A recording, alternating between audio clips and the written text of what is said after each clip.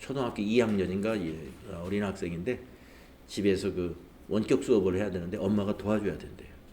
그래서 말씀하셨습니다. 자, 그래서 계속 앞부분에 좀 제가 녹화를 못했는데 이해해 주시고 이제 카드 매입 시 아까 말씀드렸죠. 상품을 매입했을 때는 차변의 상품, 대변의 외상 매입금, 비품이나 다른 자산을 구입하고 카드로 결제했다. 또는 식당에서 회식을 하고 법인카드로 결제했다. 아니면 거래처 직원과 식사하고 법인카드로 결제했다. 다 대변의 미지급금으로 회계 처리하시면서 이 외상매입금의 거래처는 카드사가 된다 이거죠. 밑에 미지급금의 거래처도 카드사가 됩니다. 여러분이 이론 정리하실 때 이 외상매입금은 매입채무, 우리 유동부채로 구분하죠. 그래서 매입채무의 외상매입금과 지급어음 여러분 공부하셨고, 그 다음에 기타 유동부채로서 미지급금 또는 미지급금과 미지급비용 여기에서 공부했어요. 여러분 유동부채에서 미지급금과 미지급비용 기억이 아주 잘 나시죠? 미지급금. 그래서 미지급금 하면은 이와 같이 비품이라 이런 것을 카드로 매입했을 때 대변의 부채로 인식하는 유동부채입니다. 자, 그러면 한번 수행 내용을 해서 좀 전표 입력을 하면서 또 공부를 해보겠습니다. 자, 첫 번째 신용카드 매출 전표라는 게 보이는데 여러분 신용카드는 전부가 다 매출 전표예요. 신용카드 위에 타이틀이 매입 전표 이렇게 돼 있는 전표는 없습니다. 왜요? 신용카드 이 전표를 누가 발행해요? 매출자가 발행하잖아요. 그러니까 항상 매출 전표예요. 그러니까 우리가 매입을 했으려도 가지고 있는 건 매출 전표를 가지고 있는 거예요. 네. 왜 이런 말씀 드리냐면 선생님 우리는 매입했으니까 매입 전표를 보고 입력해야 되는 거 아닙니까? 네. 아까 말씀드린 대로 신용카드 발행자가 매출전표, 매입전표 이렇게 따로 발행해 주는 게 아니고 다 매출전표예요. 매출자 보관용, 매입자 보관용이 따로 있죠. 그래서 지금 여기 보면은 뭐 양쪽에 구멍 뚫려 있는 이런 전표는 요즘은 거의 없습니다. 옛날에는 이렇게 그 신용카드 결제기가 이렇게 뜨르륵 뭐라고 그러나요? 타격을 해가지고 이렇게 인쇄를 했는데 지금은 가멸식인가요? 그냥 슥 나오죠. 그래서 두 장이 나와요. 먼저 앞장 고객용, 뒷장 매출자용 이렇게. 그래서 앞에 나오는 것은 고객용으로 주고 그 고객용으로 주는 것도 매출전표라고 되어 있고 고객용 이렇게 되어 있어요. 자, 내용을 보겠습니다. 보세요. 매출거래처의 직원과 식사를 하고 CT카드로 결제했다 그러지 않습니까? 그러면 우리가 결제했기 때문에 우리는 사실 매입한 겁니다. 이건 매입거래예요. 그렇죠? 네, 매입거래지만 전표는 매출전표로 되어 있는 것이다. 이걸 여러분 헷갈릴까봐 말씀드리는 거예요. 신용카드는 무조건 매입이든 매출이든 이름은 매출전표라고 되어 있다. 네, 그거 알아두시고요. 분개를 한번 해보도록 할게요. 자, 우선 분개하기 전에 이 신용카드 매출전표에 부가가치세가 있는데도 불구하고 우리는 지금 이걸 일반전표로 연습할 거란 말이에요. 일반전표로. 그러면 이게 일반전표에 입력하는 게 맞느냐? 한번 생각을 해볼까요? 자, 우리가 식사를 하고 부가세 3만원이네요. 부가세 3만원을 부담했습니다. 이거 공제를 받을 수 있나요? 없나요? 없네요. 왜 못 받는 거죠? 예, 접대비 관련 매입세액은 공제를 못 받습니다. 그래서 일반 전표에 입력하는 것이다. 이렇게 여러분이 정리할 줄 알아야 돼요. 예. 우리가 이런 신용카드 매출 전표라 하는 것은 법적 증빙에 해당이 됩니다.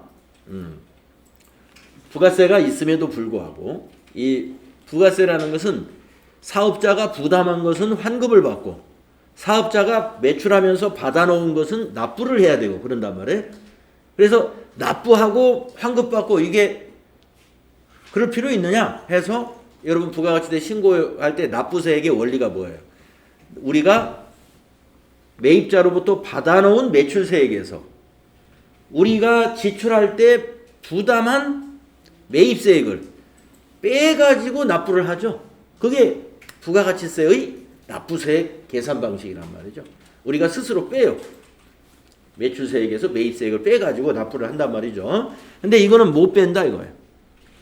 뺄 수 없어요. 그래서 일반 전표에 입력하는 거예요. 자, 분계를 하면은 차변이 접대비죠. 접대비를 부가세 포함해서 33만 원으로 기록합니다. 대변에는 뭘로 기록한다고요? 예, 미지급금으로 기록합니다. 미지급금의 거래처는 여기가 돼야 돼요. 시티카드. 대변이 미지급금, 시티카드. 이게 정리가 돼야 됩니다. 그래서 차변의 비용 발생, 대변은 부채 증가입니다. 자, 그러면 수행 2번 전표 입력하겠습니다. 예, 거기 거래 일자가 5월 2일이지 않습니까? 일반 전표 가셔가지고 5월 2일 입력하겠습니다. 5월 2일 3번 차변이죠? 차변엔 접대비 813번 쓰시면 되고요. 그리고 접대비는 뭐 거래처를 넣을 필요는 없습니다만은 텍스트로 참고로 입력을 해놓으면 접대비의 거래처를 시티카드라고 넣을 필요가 없죠. 넣는다면 뭐라고 넣어야 될까요? 황금오리로 넣습니다. 황금오리, 그 식당 이름. 자, 적요에서는 1번 적요를 쓰는 게 좋겠네요. 거래처 접대비 신용카드. 신용카드로 접대했다. 차변의 금액은 33만 원. 자, 엔터 치고 대변 하신 다음에 대변이 미지급금 253번입니다. 미지급금. 이 거래처는 코드로 꼭 넣어야 됩니다. 미지급금의 거래처는 코드로 꼭 넣어야 돼요.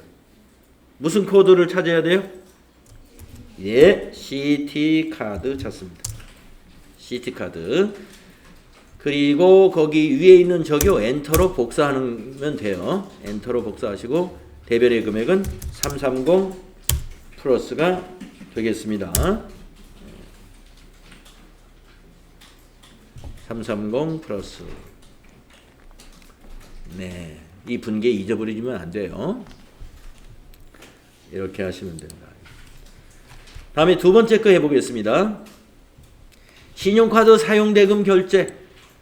네. 자, 이제 신용카드는 이제 매달 결제일이 정해져 있죠. 한 달치가 그 다음 달 며칠 이렇게. 자, 그래서 5월 30일 날이 신용카드 대금이 보통예금 통장에서 자동이체 시켜놓은 날이 5월 30일인 모양입니다. 5월 달에 딱 한 번 썼네요. 33만 원. 자, 5월 카드 사용대금이 신한은행 보통예금 계좌에서 자동이체 결제되었다. 분계를 한번 해보시오. 자, 차변에 와야 될 것은 부채 감소가 와야 되니까 뭐가 올까요? 예, 미지급금. CT. 미지급금 CT. 부채 감소입니다. 대변은 보통예금이 와야죠. 예, 보통예금 신한.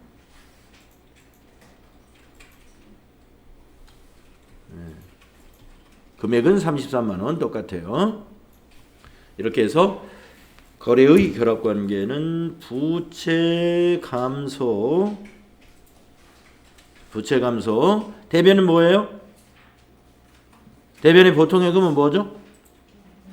자산 감소. 이거 확실하게 말씀할 수 있어야 돼요. 지금 내가 회계 처리하는 것이 어떠한 회계 처리를 하느냐, 계정 과목 나열하고 금액 넣는 것보다 그걸로 끝나지 마시고 이것은 부채가 감소되고 자산이 감소되는 거래다. 거기까지 여러분이 인식을 하면서 일을 하셔야 된다 이거죠. 그래야 확실하게 알고 일을 하는 거예요. 차변 미지급금, 대변 보통예금 끝. 이게 아니고 내가 지금 차변에 차변에 미지급금을 왜 넣는 거지? 빚 갚았으니까 미지급금 부채 감소하는 거지. 대변에 보통예금 왜 넣지? 돈이 빠져나갔으니까 보통예금 감소했잖아. 자산 감소니까 대변. 그러면서 이런 것들 그게 바로 이 거래의 판료소를 검증하는 거거든요. 회계 처리를 제대로 하고 있는가? 거래의 판료소에 맞게끔 차변 요소와 대변 요소가 결합되었는가? 이걸 항상 생각하시라 이거예요. 그러다가 이제 나중에 여러분이 아주 이제 회계가 분계가 몸에 배서 그거 뭐 자연적으로 그냥 머릿속에 자연적으로 이게 정리가 될 때가 있습니다. 그때까지는 뭐 의식할 필요는 별로 없는데 그 의식할 필요가 없는 게 아니라 자연스럽게 의식이 돼요. 이렇게. 근데 이제 회계를 막 배우는 입장에서는 차변의 개정 과목을 뭘로 해야 되고 대변의 개정 과목을 뭘로 해야 되며 금액을 얼마로 해야 되는지 그거부터가 이제 잘 정리가 안 되니까 어렵게 느껴지겠죠. 예. 그러나 어떻게 정리했습니다. 차변 개정 과목, 대변 개정 과목 금액. 그 다음에 어디까지? 거래의 결합 관계까지. 예? 거래의 판료소를 결합시키는 것까지 해보셔야 된다. 아시겠죠? 전표 입력하겠습니다. 5월 30일 날짜를 바꾸신 다음에 차변 3번에 미지급금 부채 감소 CT은행 코드로 99601 입력해 주시고 33만 원.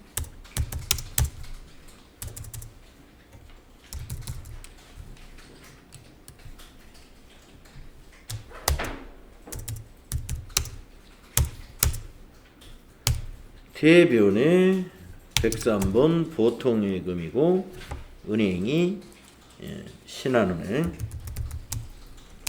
33만 원 되겠습니다.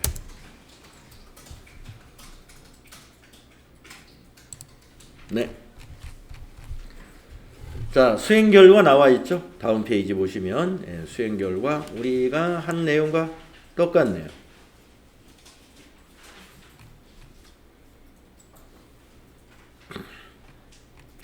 자, 수행 팁을 한번 읽어보겠습니다. 보통예금 거래 내역의 찾으신 금액이라는 것은 대변의 보통예금이 가야 된다. 찾았으니까. 또 보통예금 거래 내역에서 맡기신 금액의 돈이 기입되어 있으면 차변의 보통예금으로 간다. 차변. 맡겼으니까. 보통예금이 증가했죠. 차변의 보통예금. 카드 거래에서 채권, 채무의 거래처는 카드 거래처를 꼭 기입해야 됩니다. 카드 거래처를. 이런 사항 알고 계시면 되겠고요. 자, 다음은 이제 어음 관리를 좀 알아보도록 하겠습니다. 어음과 수표 관리인데 수표와 어음 어떻게 회계 처리하는지 알아보도록 하겠습니다.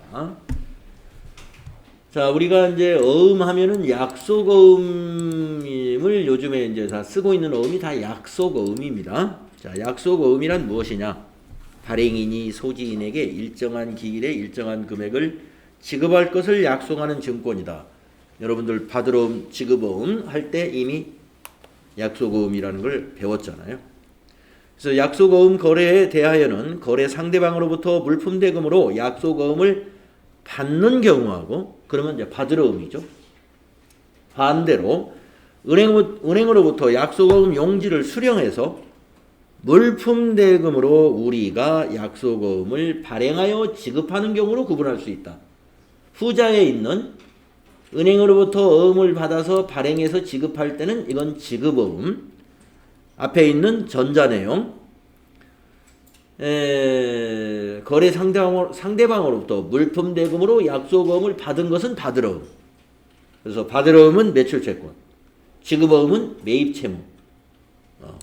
이렇게 우리가 이미 다 정리되어 있는 것이죠. 다음에 이제 수표 관리를 보겠습니다. 우리 수표에는 자기합 수표가 있어요. 우선 밑에 그림에서는 지금 자기합 수표가 왼쪽에 있는 그림입니다. 자기합 수표는 발행자가 은행으로 되어 있어요. 발행자가 은행. 네. 그래서 자기합수표는 은행이 자기를 지급인으로 정하여 발행한 수표이며 거래가 발생하여 자기합수표를 수령했거나 또는 지급하면 현금으로 회계 처리하세요 이거예요. 그러니까 자기합수표는요. 그냥 10만 원짜리 자기합수표다 그러면 10만 원짜리 현금으로 받아들이면 됩니다. 자기합수표는 개정 과목이 언제나 현금이에요. 그런데 당좌수표라는 게 있다고 그랬죠? 이거는 조금 다릅니다. 자, 당좌수표는 현금 거래의 번거로움을 막기 위해서 거래대금을 수표로 발행하는 것이다. 그러면 누가 발행해요? 기업이 발행하는 거예요. 법인이 발행합니다.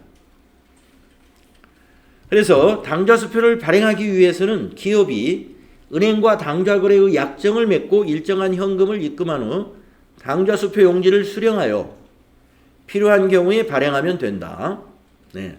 당좌예금은 당좌수표를 통해서만 인출하는 예금을 말해요. 그러니까 당좌수표를 통해서 인출한다라고 하면은 우리 회사가 당좌수표를 발행하면 어떻게 돼요? 우리 회사 당좌예금이라는 계좌에서 돈이 빠져나간다 이겁니다.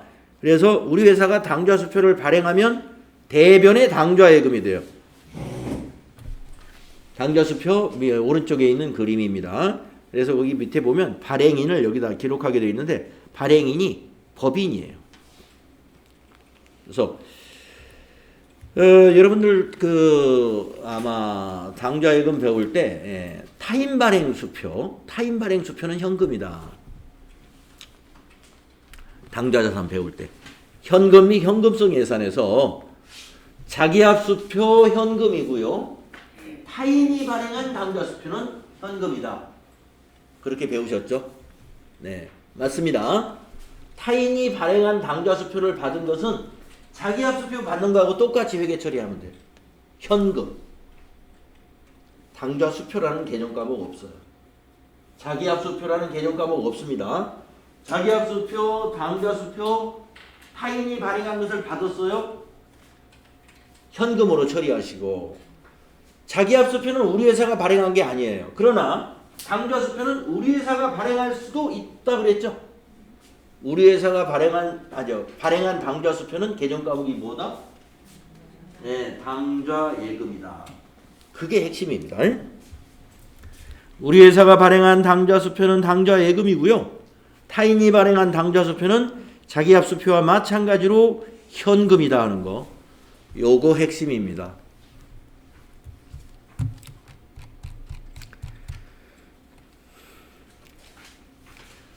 자, 그래서 다음 페이지 한번 보실까요? 네, 어음 관련 회계 처리, 보관에서부터 결제, 부도, 배소양도, 할인에 이르기까지 거기 회계 처리 분계가 나와 있는데 여러분들 이거 받으러 음에서 이미 공부한 내용인데요. 한번 기억을 더듬어 가면서 훑어보도록 하겠습니다. 자, 상품을 판매하고 어음을 받았다. 차변이 받으러. 대변은 상품 매출. 이렇게 됐죠. 그렇죠? 여러분 아까 신용카드로 상품을 판매했다. 대금은 신용카드로 결제받았다. 대변은 상품 매출이었죠? 차변이 뭐였어요? 외상 매출금으로 기록했죠? 네. 근데 어음을 받았어요. 기업 간의 거래에서는 어음을 주고받을 수 있어요. 그래서 어음을 받았습니다. 그러면 외상 매출금이 아니에요. 어음 받아놨으니까 만기 때 돈을 받으면 돼요. 받을 어음으로 회계 처리합니다. 자, 근데 밑에 보시면 그래가지고 이제 약속한 날이 돌아왔습니다. 아, 그게 아니군요. 이거는 외상을 해줬는데 한 달, 다음 달 말해 주겠습니다 해가지고 그래요, 그럼 외상합시다 해서 다음 달 말로 받기로 했는데 다음 달 말에 거래처에서 네, 정말 미안한데 지금 돈이 좀 딸리니까 제가 3개월에 주 드리겠습니다. 다시 연장하면서 이거 말로만 하지 말고 그러면 뭘 써달라고 그래야 되겠죠. 그 써주는 게 어음을 주는 거예요. 어음. 조금 더 확실해지는 겁니다. 예. 우리가 외상매출금이라는 건 그냥 통상 신용을 보고, 거래처 신용을 보고 다음 달에 주겠습니다 하고 오케이 다음 달 받는 걸로. 근데 다음 달 줘야 되죠. 근데 약속을 못 지켰어요. 그럼 뭐 또 어떻게 해요? 네. 그래서 이런 어음 같은 걸 받아놓는 게 더 약속이 확실해지는 거예요. 자, 그래서 우리가 외상대금은 현금으로 받아야 정상이지만 거래처에서 어음으로 주겠다 그러면 어쩔 수 없죠. 한 번 더 연장을 시켜줍니다. 자, 그래서 대변의 외상매출금 없어져요. 대신에 받을 어음으로 바꿔치기 합니다. 자, 거래의 결합관계 한번 볼까요? 차변의 받을 어음은 뭐예요? 자산 증가. 대변의 외상매출금은 뭐예요? 자산 감소. 예. 외상매출금이라는 자산은 감소됐고 받을 어음이라는 자산이 증가한 겁니다. 예. 돈을 외상매출금을 어음으로 받았다 이거야 이게. 만약에 현금으로 받았으면 차변이 현금, 대변이 외상매출금이겠죠.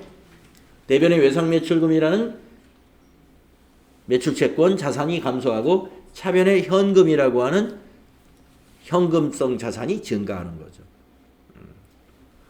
그래서 이렇게 회계 처리하면 되고요. 그 다음에 이제 이 결제라는 건 뭐냐면 요 어음으로 받아놓은 이 어음이 약속일이 된 거예요. 그러면 어음 대금이 통장에 들어옵니다. 그래서 받을 어음 대변에 가서 없어지고 자산 감소되고요. 차변에 당좌예금이라고 하는 예금이 증가하게 되죠. 우리가 이제 만기 때 결제할 때 수수료가 발생할 수가 있어요. 만기 시 그걸 이제 추심료라고 아마 여러분 아마 나왔을 거예요. 이거 추심료. 추심료는 수수료 비용으로 처리하면 돼요. 결제 시에 추심료가 발생하는데 그 추심료는 차변의 수수료 비용으로 비용 처리하시면 됩니다. 그 다음에 이제 부도가 날 수도 있습니다. 어음이 만기일이 되었는데 이렇게 당좌예금에 딱 입금이 된 게 아니라 그 회사가 부도가 났다네요. 예. 뭐 어음을 뭐 한 달 더 미루되든가 뭐 이런 말도 없이 지급 거절당했어요. 은행으로부터. 그러면 자 받을 어음은 없어졌어요. 대신에 부도어음과 수표라고 하는 자산으로 또 잡아놓습니다. 부도어음과 수표. 다음에 배서양도라는 것은 뭐냐? 보관하고 있던 받을 어음을 말이죠. 보관하고 있던 받을 어음을 배서양도했다 하는 것은 배서양도라는 것은 어떤 것이냐 하면은 받을 어음을 거래처에다 주고 왜 줬냐? 외상매입금을 갚기 위해서 줬다 이거예요. 외상매입금을. 그래서 우리 회사가 발행을 해서 주면은 대변이 지급어음인데 우리 회사가 발행한 어음이 아니라 우리 회사도 물건 팔고 상품 팔고 보관하고 있던 어음으로 줬어요. 그게 배서양도입니다. 외상매입금을 갚았다. 그러면 어음을 배서양도하고 부채가 감소한 겁니다. 그래서 차변의 부채 감소, 대변은 자산 감소. 아니면 어음을 배서양도해가지고 상품을 구입하는 경우도 있겠죠. 우리가 발행하는 게 아니라 그러면 대변이 받을 어음 자산 감소되고요. 차변은 상품이라는 재고자산이 증가합니다. 자산 증가, 자산 감소.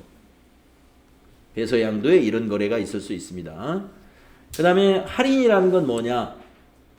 당장 우리 회사가 비용을 지출해야 되는데 현금이 없어요. 현금은 없는데 어음은 받아놓은 게 있어. 그럼 만기가 앞으로도 한 달이 남았어요. 근데 돈은 지금 당장 오늘 내일 지출해야 돼요. 그러면 이 어음을 은행에 갖다가 팝니다. 은행에다가 한 달 후에 이 어음이 1,000만 원짜리 어음이다 그러면 한 달 후에는 1,000만 원이 되는 건데 지금 당장 나는 우리 회사는 현금이 필요하다. 그러면 어음을 갖다 팔고 당좌 예금으로 980만 원만 받아요. 그럼 20만 원은 어디 가버렸느냐? 예, 은행에서 한 달치 이자 20만 원 너무 센가요? 예, 20만 원을 공제하고 줍니다. 그것을 우리가 할인료라고 그래요. 할인료. 할인료를 매출채권 처분 손실이라고 하는 비용으로 처리합니다. 매출채권 처분 손실. 매출채권이 뭔데요? 받으러 음이 매출채권이죠. 매출채권을 은행에다가 처분하면서 발생한 손실이다. 영업의 비용이죠. 영업의 비용. 그래서 할인료는 매출채권 처분 손실로 우리가 처리하죠. 이런 것들을 여러분이 어디서 배웠어요? 받으러 음 공부할 때 다 이론 정리했었어요. 예, 꽤 아마 여러분들 아유 참 복잡하구나. 네, 이렇게 느꼈을 겁니다. 네, 뭐 복잡한 건 사실이에요. 그러나 우리 상업상 거래에서 이런 거래가 있을 수 있기 때문에 이러한 거래의 회계 처리는 알고 있어야죠. 어음 거래를 하는 회사다 그러면 이거 회계 처리할 줄 알아야 돼. 우리 회사는 전부 현금이야. 예, 어음 같은 건 우리가 발행도 안 하고 받지도 않는다. 하면 이런 분개 할 일이 없겠지만 어음 거래를 하고 있는 기업이다 그러면 이런 분개가 필요하겠네요. 그죠? 다음은 지급어음. 지급어음이라 하는 것은 우리 회사가 은행으로부터 어음을 받아다가 거래처에다가 발행하는 어음이 지급어음입니다. 그러니까 우리는 채무자가 되는 거예요. 우리가 이제 어음을 수령하는 단계, 어음을 은행에서 수령하는 단계는 회계 처리는 안 합니다. 어음 등록, 이제 오늘 한번 해볼 텐데요. 약속어음 등록이라고 하는 걸 해요. 예, 전표입력 메뉴 상단에 있습니다. 그래서 전표입력 메뉴에서 약속어음 등록이라는 작업만 해주면 됩니다. 차변대변 분개는 필요 없어요. 용지 받아온 거니까 네, 분개할 필요는 없죠. 그런데 왜 등록을 해놓느냐? 발행을 하려면요. 어음 목록장, 어음 수불장에 어음이 있어야 발행을 할 수가 있어요. 이 회계 프로그램 자체가. 그래서 어음 등록이 먼저 돼야 됩니다. 그런 다음에 이제 어음 등록을 해놓고 이제 발행을 할 거예요. 발행하는 경우가 어떤 경우냐? 두 가지 경우가 있는데요. 상품을 매입하고 어음을 발행하는 경우와 외상대금을 어음으로 발행하는 경우. 이렇게 나눠질 수가 있습니다. 그래서 자, 상품을 사면서 어음을 발행했다. 차변의 상품 자산 증가. 대변의 지급어음 뭐예요? 부채 증가. 이 지급어음의 거래처는 이 상품 매입처가 지급어음의 거래처가 되는 겁니다. 다음에 우리가 외상대금을 오늘 갚기로 했는데 오늘 원래 현금으로 갚기로 했는데 현금 사정이 요즘에 안 좋아요. 그래서 거래처에다 전화해가지고 오늘 현금으로는 못 드리고 대신에 이번에는 어음으로 한 달짜리 어음으로 드리겠습니다. 괜찮겠습니까? 지금 어려운데 뭐 그렇게 당연히 그럼 거래처하고 이게 그 관계를 계속 유지해야 우리 회사 물건을 또 사주고 그러는 거 아니에요? 그래서 뭐 현금 안 줬다고 막 화내고 이러면 그 다음부터 이거 뭐 거래 못 하겠는데 거래처 다 달아나겠죠. 그러니까 살살살 달래야 됩니다. 그래서 네 그렇게 받겠습니다. 하면은 우리가 이제 어음을 발행해 줍니다. 자, 외상매입금 갚았어요. 차변의 부채 감소. 근데 돈으로 못 갚고 어음으로 지급했어요. 대변의 지급어음. 그래서 부채 감소, 부채 증가. 부채 감소, 부채 증가 되는 겁니다. 자, 그러면 이제 한 달이 지났어요. 그러면 이 어음이 어떻게 될까요? 만기가 오겠죠? 그 만기 때 차변에 와서 지급어음 부채가 감소하게 됩니다. 대신에 이제 우리 통장에 그때는 돈이 있겠죠? 통장에 돈에서 빠져나갑니다. 당좌 예금에서 인출이 돼요. 당좌 예금에서. 그래서 발행된 어음이 만기가 됐다 하면 이런 분개하는 거예요. 차변의 지급어음, 대변의 당좌예금. 지급어음에 관련된 회계처리까지 여러분 받으러음에 관련된 회계처리, 지급어음에 관련된 회계처리 정리하시고 그 다음에 수표에 관해서 아까 말씀드렸는데 자 자기합수표 한번 볼게요. 아까 앞에 이제서 자기합수표는 언제나 현금으로 회계처리합니다. 자 보세요. 자기합수표를 받았다. 그러면 차변의 현금이에요. 대변의 상품 매출인 거 보니까 상품을 팔고 수표로 받은 거예요. 상품 매출 수익 발생. 자 밑에 자기합수표를 지급했는데 비품을 사고 지급했어요. 차변의 비품 자산 증가, 대변의 현금 자산 감소. 어때요? 자기합수표는 받을 때도 현금, 지급할 때도 현금이에요. 자 이제 당좌수표 보겠습니다. 타인이 발행한 당좌수표를 받았다. 현금. 대변에 보니까 상품을 팔고 받았네요. 대변의 상품 매출 수익 발생. 자 밑에 보세요. 당사 발행한 수표를 지급했다. 상품을 사고 지급했네요. 차변의 상품 자산 증가, 대변의 현금이 아니라 당좌예금 자산 감소. 그래서 이 당좌수표에서는 좀 주의해야 되겠죠. 현금일 때와 당좌예금일 때가 있다. 뭐 우리가 발행한 것은 당좌예금이라고 생각하시면 돼요. 우리 회사가 발행한 당좌수표는 당좌예금. 우리 회사가 발행한 게 아닌 것은 현금. 네, 이렇게 하시면 이게 답니다. 이게 다 이론에서 여러분 했던 거예요. 했는데 지금 이론 여러분 들은 지가 오래돼 가지고 좀 잊어버렸을 거예요. 다시 한번 쫙 기억을 되살리고 분계 연습을 해볼 텐데요. 자, 이론이 더 있네. 4번.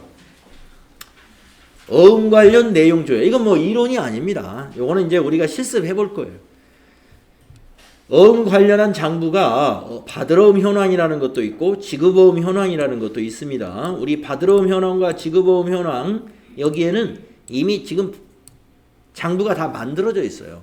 언제 만들어졌냐면 우리 거래처별 초기 2월 할 때 받으러음 어느 거래처, 지급어음 어느 거래처 다 초기 2월 해놨습니다. 요 장부 만들어져 있어요. 그 다음에 어음 집계표는 지금 가면 비어 있습니다. 어음 집계표는. 어음을 받아와야 어음 집계표가 만들어져요.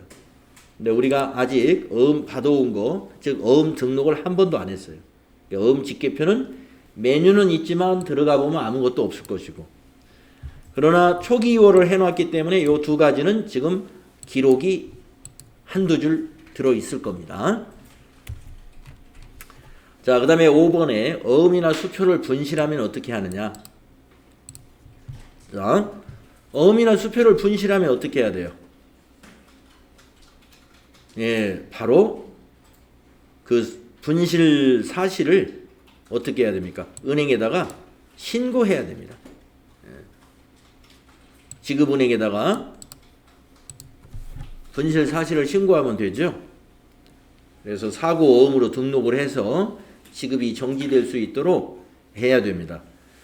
근데 이것을 말이죠. 지급 정지를 시켜가지고 일부러 부도를 말이죠. 회피할, 부도 제재를 회피할 목적으로 이 사고 신고 남용을 할 수가 있어요. 뭐 그런 거래처가 아마 있는 모양입니다. 사실은 정상적인 어음인데 이게 순간에 어떻게 좀 모면을 해보려고 은행에다가 이게 어음이 도난 어음이 사고 어음이다라고 이제 신고를 하면은 은행에서는 부도 처리를 하는 게 아니라 이게 사고 어음으로 처리를 해가지고 일단 부도가 회피가 된다는 거죠. 그렇게 해가지고 그렇게 되면 어떻게 되겠어요? 이런 그 어음이나 수표 시장이 교란이 일어나겠죠. 그래서 우리가 은행에서 그런 것들을 관리하고 있다 하는 그런 내용입니다. 수표 어음의 분실이라든가 이런 거에 대해서는 시험에 나오진 않아요. 상식으로 알아두시고. 자, 일일 자금 명세서라는 이 장부가 있는데요. 이것도 조회하는 문제로 나오니까 일일 자금 명세서는 자금과 관련된 개정 과목들이 한꺼번에 다 모아져 있습니다. 현금, 당좌예금, 보통예금부터 시작해서 받으러움, 지급어음, 차입금, 그리고 금융상품까지 자금 관련 개정 과목의 하루의 거래를 보여주는 것이 일일자금 명세서, 경리일보라고 하는 장부가 있습니다. 나중에 한번 조회해 볼 거고요. 자, 수행 내용으로 가봅시다.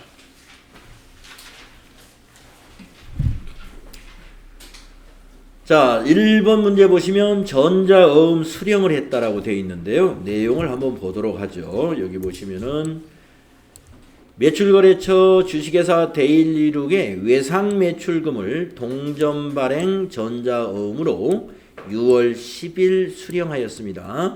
여러분, 전자어음이라는 것은 약속어음인데 종이어음이 아니라 전자어음이었다 하는 겁니다.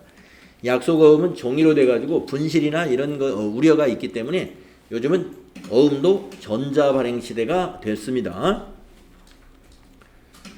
자, 내용은 뭔지 아시겠죠? 외상매출 대금을 오늘 전자어음으로 받은 거예요. 외상매출 대금을 데일리룩으로부터. 그러니까 데일리룩이 요즘에 현금 사정이 안 좋다는 얘기죠. 외상매출금을 계좌이체 못 시키고 6월 달에 주겠다고 어음 6월 10일 아니구나. 6월 10일 날 어음을 주면서 내년 1월 달에 주겠다고 그랬네요. 그러면 도대체 몇 개월 후에? 약 6개월 후에. 6개월짜리 어음이면 너무 길죠. 자, 아무튼 분계를 한번 해보겠습니다. 차변의 개정 과목이 뭐겠습니까? 네, 분계가 거기에 분계가 이렇게 돼야 돼요. 차변의 받으러음하고 거래처 써야 됩니다.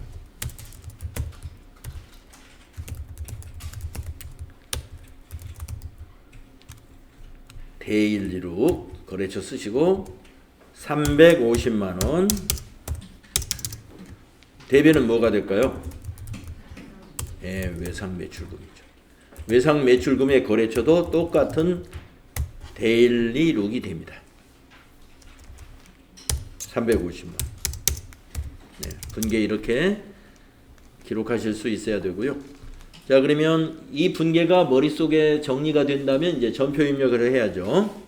자, 수행 2번. 전표 입력과 어음에 대한 자금 관리를 수행하시오 이랬습니다. 두 가지 일을 할 거예요. 전표 입력하고 나서 받으러음 장부에 기록을 하는 것을 어음에 대한 자금 관리라고 그래요. 자, 입력하겠습니다. 날짜는 여기 6월 10일 날 받은 거니까 6월 10일이 되겠습니다. 6월 10일로 일반 전표 날짜 입력하시고 차변 3번에 받으러움 110번 거래처 데일리룩 적요가 1번 적요 좋네요. 외상매출금 현금회수 금액은 350이었죠.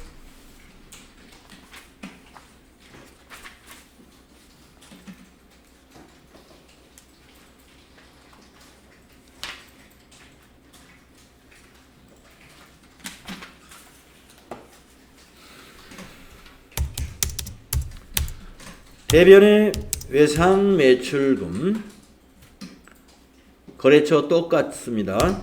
1002번으로 거래처가 데일리룩으로 되어 있어야 되고요. 적요는 위에 거 엔터 5번 적요 넣어도 되고요. 엔터로 위에 거 복사해도 상관없습니다. 350만. 이렇게 받으러움 차변 대변의 외상매출금 하신 다음에 받으러움 현황에 이거 자금 관리를 해줘야 되거든요. 그러면 받으러움줄을 마우스로 클릭하신 다음에 오늘 받았기 때문에 이 받으러움의 명세를 우리가 입력을 해야 돼요. 그 입력하는 창을 밑으로 꺼내는 것이 여러분 키보드에 F3키입니다. F3. 네, F3 아니면 기능 모음에 가가지고 여기 자금 관리, 여기 기타의 자금 관리 이걸 클릭하셔도 되고요. F3을 기억하시는 게 좋겠죠. 자, 그러면 아래에 바드럼 관리라고 하는 입력창이 나타납니다. 자, 어음 상태에 보관과 회수가 있는데 1번 보관이 오늘 받았다는 거예요. 엔터 하시면 커서는 어디로 가느냐면은 어음의 종류 코드의 커서가 왔는데 밑에 보시면 전자어음은 6번에 해당이 됩니다. 그래서 여기다가 6을 입력해야 됩니다. 밑에 메시지에 6번이 전자죠? 6을 입력해야 어음 번호를 제대로 우리가 입력할 수가 있어요. 자, 이제 어음 번호를 입력하시는데 어음 번호는요, 먼저 앞자리 3개를 먼저 입력합니다. 004. 이 004는 은행 코드가 되겠습니다. 그 다음에 8자리가 날짜에 해당이 되는 번호인데요. 2020 하나면은 이게 연도겠죠. 2021년. 그 다음에 0610 이게 월일이죠. 0610. 그러면 이제 뒤에 1, 2, 3, 4, 5, 6, 7, 8, 9는 뭐냐? 1년 번호에 해당이 됩니다. 1, 2, 3, 4, 5, 6, 7, 8, 9. 그래서 여러분 전자어음은 앞에 3자리, 가운데 8자리, 3자리는 은행 코드, 가운데 8자리는 날짜가 되겠습니다. 그러면 11자리, 뒤에 9자리가 1년 번호가 되겠습니다. 그래서 전자어음의 자릿수는 모두 20자릿수로 된 숫자로 되어 있어요. 그 다음에 수치 구분에 가시면 자수와 타수로 구분할 수가 있는데 여러분 저기를 자수로 해놨기 때문에 발행인이 데일리룩 자수라 하는 것은 뭐냐? 거래가 있었던 회사가 발행한 어음이나 수표다라는 뜻입니다. 이 회사가 발행한 것은 자수. 이 거래처 밑에 외상매출금이요. 이 외상매출금 거래처가 아닌 제3의 기업이 발행한 거다 그러면 타수가 됩니다. 그래서 만약에 타수라면 여기다 2번 하고서 발행인이 누구다 하는 걸 여기다 입력을 해줘야 돼요. 그런데 자수기 때문에 이거 발행인은 저 위에 입력한 거래처가 자동으로 오게 되어 있습니다. 지금까지 시험은 100% 자수로만 문제가 나와요. 자, 자수해서 엔터. 그러면 커서가 지금 어디로 내려왔냐면 가운데, 두 번째 줄 가운데 발행일에 와 있습니다. 그래서 어음의 발행일은 거래 날짜하고 거의 같아요. 보면다시피 어음 발행일이 21년 6월 10일이죠. 네, 그대로 둡니다. 엔터. 그 다음에 만기일에 왔죠. 만기일은 우리 어음에서 만기일이라고 안 되어 있고 이렇게 되어 있습니다. 지급기일. 지급기일을 입력하시면 돼요. 2022 0110 2022년 1월 10일이라고 입력하시면 됩니다. 그러면 커서는 이제 어디로 갔느냐? 지급은행. 지급은행은 은행 코드를 선택하는 곳입니다. 더블 클릭하거나 F2를 누르시게 되면 우리가 은행 등록했던 거 기억나시죠? 거기에서 골라주는 거예요. 국민은행이니까 국민은행에서 엔터. 또 엔터 치면 지점란으로 넘어갑니다. 거기에 어음해 보시면 지급 장소가 지점이에요. 그래서 중구지점 여기까지 어음을 보관하는 시점에서 이런 내용을 여기다 입력을 해줘야만이 이제 엔터 치면 여기에 저교의 내용이 이렇게 바뀌면서 이것이 어느 장부에 들어가 있냐면 받을 어음 현황이라고 하는 받을 어음 현황의 장부에 이게 반영이 됩니다. 그러겠죠? 우리가 타인이 발행한 어음을 받으면 어음을 다 기록해 놓을 거 아니에요. 이게 만기가 언제고 얼마짜리고 어음 번호는 몇 번이고 은행은 어느 은행 무슨 지점에서 지급 받을 거고 이런 내용을 기록해야 되겠죠. 그걸 바로 전표를 입력하면서 F3 눌러서 바로 하라.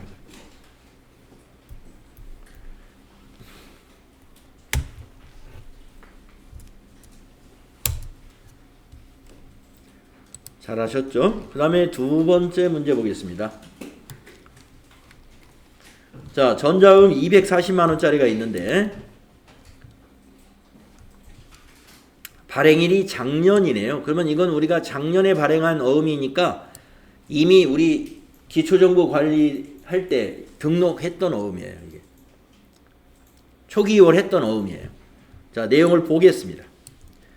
전기에 멋쟁이로부터 받아 보관 중인 전자어음이 만기가 도래하여 국민은행 당좌예금 계좌에서 만기일에 입금이 되었다. 네, 그러니까 우리가 받아서 보관 중인 전자어음은 받으러음이잖아요. 받으러음이 오늘이 6월 20일이 돼가지고 오늘 우리 통장에 입금이 되었다라는 내용입니다. 그죠? 그러니까 우리가 이걸 240만원짜리 멋쟁이가 발행한 어음을 우리가 받으러음을 초기 2월 할 때 그때 넣어놨던 거예요. 그것을 이제 오늘 만기 처리하는 분계를 하는 겁니다. 자, 밑에 분계를 한번 써볼까요? 받으러음이 만기가 돼가지고 당좌예금에 입금이 되면 우리는 분계를 어떻게 해야 되느냐? 차변은 뭐라고 해야 될까요? 네, 당좌예금이죠. 은행은 국민은행으로 코드를 걸어야 되고요. 금액은 어음이 이제 240짜리니까 2,400,00이고 대변은 뭐라고 해야 될까요? 예, 받으러음이죠. 받으러음의 거래처는 멋쟁이가 되겠습니다. 멋쟁이.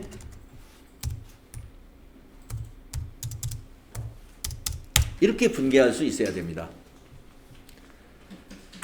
보관 중인 어음이 만기가 도래하여 국민은행 당좌예금 계좌에 입금이 되었다라고 하면은 분계가 이렇게 돼야 돼. 자, 수행 2번 전표 입력과 여기에 대한 또 자금 관리까지 해보겠습니다. 자, 그러면 날짜는 며칠이냐? 이 어음의 만기일이니까 이날이죠, 이날. 이날로 회계 처리해야죠. 그래서 6월 20일 날짜 바꾸시고 차변부터 한다면 3번 차변에 102번 당좌예금 은행은 국민은행이 되겠습니다. 국민은행 당좌 적요는 받으러음 당좌 추심이 되겠네요. 2번 추심료라는 얘기가 없어서 수수료 비용이 발생하지 않았으니까 추심료는 은행에서 그냥 서비스 했나 봐요. 자, 240만 원. 대변 110번 받으러음이죠. 이때 받으러음의 거래처는 멋쟁이라는 거죠. 1003번. 잠시만, 저기 지정이?